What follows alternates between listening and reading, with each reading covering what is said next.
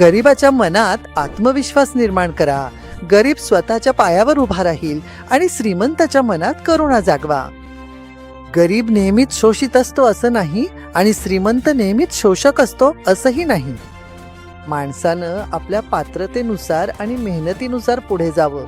आरक्षण सगळं संपलं पाहिजे. सत्याच्या मार्गावर चालून कोणी श्रीमंत झाला तर त्यात समाधान मानावं. माझं असं म्हणणं आहे गुरुजी, आपल्या समाजात जातीवाद वगैरे काही नाही. आपला समाज फक्त 2 वर्गात विभागलेला आहे, श्रीमंत आणि गरीब. कोणत्याही जातीचा माणूस जर तो श्रीमंत असेल तर सगळे त्याला सलाम करतात, आणि तो ब्राह्मण असो किंवा कुठल्याही उच्च जातीचा असो. जर तो गरीब असेल तर मला वाटत नाही की आपल्या समाजात त्याला काही विशेष मान मिळतो. बरोबर आहे. याचं एक उपाय सांगा, म्हणजे कसं दूर होईल? समाजात ज्यांच्याकडे पैसे आहेत त्यांना मान मिळतो आणि ज्यांच्याकडे पैसे नाहीत त्यांना मिळत नाही. ज्याच्या हातात लाठी त्याचीच म्हैस असं म्हणतात. काही मोठ्या मोठ्या देशांची हीच अवस्था आहे. आपला देश इतका मोठा असूनही आंतरराष्ट्रीय समुदायात आपल्याला मान्यता मिळत नाही का? गरीब आहे. म्हणूनच ही विषमता आहे ती दूर करण्यासाठी 2 गोष्टी कराव्या लागतील. एक म्हणजे गरिबांच्या मनात आत्मविश्वास निर्माण करा. गरीब स्वतःच्या पायावर उभा राहावा. आणि श्रीमंतांच्या मनात करुणा जागवा, म्हणजे ते इतरांसाठी काहीतरी करतील. बरं, आपण हे करू शकत नाही. सगळ्यांना एक समान करा, म्हणजे कोणी गरीब राहणार नाही, कोणी श्रीमंत राहणार नाही. कम्युनिस्ट देशांनी यावर खूप प्रयत्न केले. 40 वर्ष प्रयत्न केल्यानंतर असा निष्कर्ष निघाला की सगळे श्रीमंत होते तेही गरीब झाले आणि जे आधी गरीब होते ते तसेच गरीब राहिले. त्यांचा सगळा प्रयोग फसला. आणि चीननेही हे खूप प्रयत्न केले. एक छोटं बेट आहे तैवान. तैवान आर्थिकदृष्ट्या इतका प्रगत आणि संपन्न झाला आणि एवढा मोठा चीन मात्र दारिद्र्यातच अडकून पडला होता. जेव्हा चीनने स्वतःच्या देशाची संपूर्ण धोरणं बदलली, जागतिक व्यापाराला, आधुनिक कौशल्याला आणि तंत्रज्ञानाला महत्त्व दिले, मान्यता द्यायला सुरुवात केली, तेव्हा लोक स्वतःच्या जोरावर उभे राहू लागले. आता चीन खूप पुढे गेला आहे. म्हणून गरीब नेहमीच शोषित असतो असं नाही आणि श्रीमंत नेहमीच शोषक असतो असंही नाही. हे जे विचार काही लोक तुमच्या मनात टाकतात, श्रीमंत म्हणजे शोषक वर्ग आहे, हे बेईमान आहेत. भाऊ, सगळे श्रीमंत बेईमान असतात असं नाही, हे चुकीचं आहे. म्हणून हे दोन्ही समुदाय एकमेकांवर भिडवले जातात. अशा प्रकारचं समज देऊन बघा, हा श्रीमंत आहे, याच्याकडे गाडी आहे आणि तो बसने जातोय म्हणजे तो तुमचं शोषण करतोय.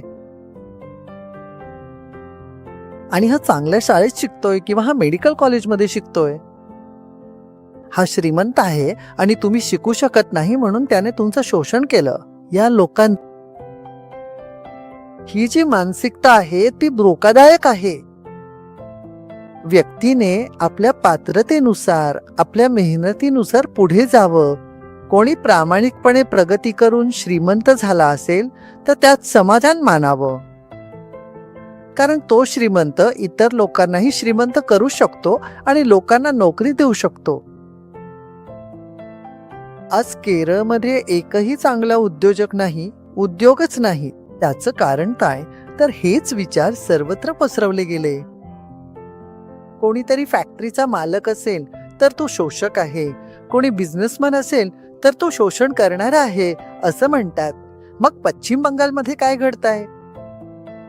हेच करतंय.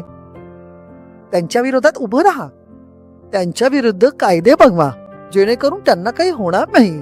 कोणी उद्योगच चालवू शकत नाही, स्वतःचा उद्योग चालवता येत नाही, तर इतरांना नोकरी कशी मिळणार? म्हणून ही जी समज आहे की श्रीमंत म्हणजे शोषक, गरीब म्हणजे शोषित, ही चुकीची आहे. अनेकदा लोक त्यांच्या वाईट सवयींमुळे गरीब होतात. आपल्या आळशीपणामुळे लोक गरीब राहतात. एका शाळेत 10 मुलं शिकतात त्यातील काही मुलं पुढे जातात तर काही मुलं अर्धवट शाळा सोडून देतात, रस्त्यावर भटकत राहतात. त्या हे कुणाच्या केल्यामुळे आहे का काय? या शहरात एक व्हाईट कॉलर माणूस जितका पैसा कमवतो तितकाच जवळपास एक मजूरही कमवतो. एक क्लार्कला जे मिळतं ते जवळपास एका मजुरालाही मिळतं. सगळीकडे नाही पण अनेक ठिकाणी मिळतं. पण तो पुढे जातो, यांचा मात्र तसाच राहतो आणि अजून खाली जातो. काय तुम्हाला खरोखर असे वाटते का की तो माणूस आपल्या कष्टाच्या एकूण कमाईपैकी तब्बल 60% किंवा त्यापेक्षाही जास्त हिस्सा फक्त आणि फक्त दारू पिण्यावरच खर्च करत असेल? पैशाशिवाय गरिबी कशी दूर होईल? हा स्वतःहून केलेला गुन्हा आहे. ही माझ्याकडून झालेली चूक आहे.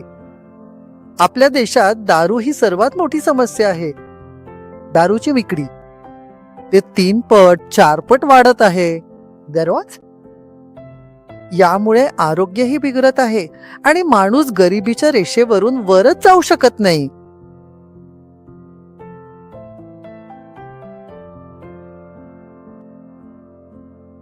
सगळे जिल्हे म्हणतात की जाती नसावी भारतात.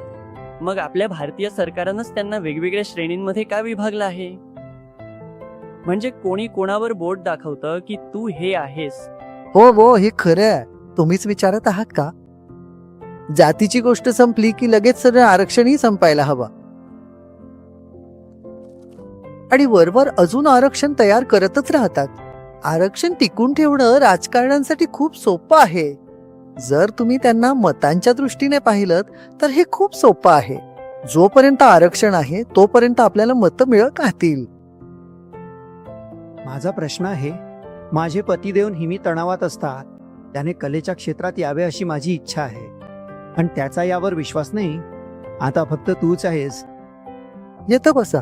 त्याला विचारलेल्या बऱ्याच लोकांनी सुरुवातीला त्याच्यावर विश्वास ठेवला नाही, पण नंतर ते विश्वास ठेवू लागले. वर उचललेल्या हाताकडे बघा. कसे तरी त्यांना या प्रकारे समजावून इथे आणा. एक ज्याप्रमाणे तुम्ही मुलांना मिठाई देता आणि त्यांना शाळा कॉलेजमध्ये घेऊन जाता, मुलं आधी कोड शाळेत जायला इच्छितात का? मुलांना घरी किंवा शेतात खेळायला आवडतं. मुलांना आई वडील काहीतरी गोड देतात, हात भरून त्यांना घेऊन जाऊन बसवतात. अशा प्रकारे तूही एखादी युक्ती वापर, एकदा प्रयत्न कर, मग त्यांना ते आवडू लागेल. असा एखादा मंत्र सांगा जो आम्ही स्वतःसोबत बांधून घेऊन जाऊ शकू. बरं तर मग तुमच्या सर्व समस्या इथेच सोडून द्या. नेहमी हसत राहा आणि मनापासून सर्वांची सेवा करत जा. हसत राहा.